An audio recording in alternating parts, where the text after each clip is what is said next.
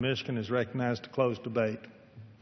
Thank you, Mr. Speaker. I appreciate the opportunity to come and to try to clarify some of the assertions and confused claims that have been thrown out here. You know, my family's been involved in construction since the 1930s. The 1930s. And I will never forget the day, it was a Thursday, when I pulled up right down the street from my home and I saw my cousin's business that they now own, that my dad and uncle and grandfather had started. It's a ready-mix concrete company. And literally, all the guys' trucks were there, all their pickups. It's a small company. It's about 12, 15 people that work there. And every single one of those cement trucks were parked in the yard, the exact place that they should not be. And I found out later that we had trucks on the way to construction sites that were turned around and came back. That's seared into my memory. I have no interest in going back to where we had been. In fact, I was one of those warning about the practices before serving in this body. And frankly, if those who were serving in this body, who wrote Dodd-Frank, had actually talked to a few of the people involved in the industry, they might have understood what the interaction is between the buyer, the seller, the construction agent, the closer, the people that are providing title insurance. The simple fact is that there is not an understanding of how this system works. And we may have a common goal of serving consumers. We have very different visions about how that needs to be done. And as I said, there's been lots of assertions and sort of confused claims thrown around. Many of them, frankly, are problems completely unrelated to what this is. And I'm not sure how the activity of the Transportation Committee relates exactly to what our work is on the Financial Services Committee. But I think it's an old adage, when you're losing, you keep talking. All right? And that is what's been happening here on the floor for those that have been watching. The assertion that weak and non-existent state regulations are out there is just amazing to me, especially in California. I'm betting the insurance commissioner in California would be surprised at this assertion, since California is one of the 47 states that regulates title insurance. RESPA laws, disclosure requirements written into law. Transparency is a key element to this. I was a licensed realtor when agency disclosure first came in. This was in the mid-90s. You had to declare whether you're a buyer's agent, a seller's agent, a transactional coordinator. There have been real changes, positive changes that have happened for the consumer in that industry over the last 20 to 25 years. The irony in this particular situation is that affiliated companies that may have been started by the same people. That's the definition, by the way.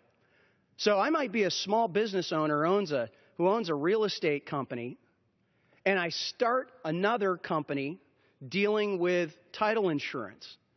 That now, because it's on my personal tax form, is an affiliated company. I can't do or charge what an unaffiliated company could do. Now, I might buy the argument that was made earlier that these companies can just charge whatever they want to charge, but I could only buy that if my friends on the other side of the aisle would be willing to apply equally the law. The law does not apply equally here. It does not do what they claim that they're trying to do. You know, the other element is, that's been talked about a little bit, this is so ridiculous, it just strikes me, it's like saying I can't shop at Walmart or at a Meijer store in our area or other places because they sell fresh produce and electronics and hardware. So I need to go to a hardware store to go pick up my nails. I need to go to the corner grocer to pick up my lettuce. And by the way, if I want to get a flat screen TV, I got to go somewhere else. This is about consumers having choices and abilities to utilize a streamlining.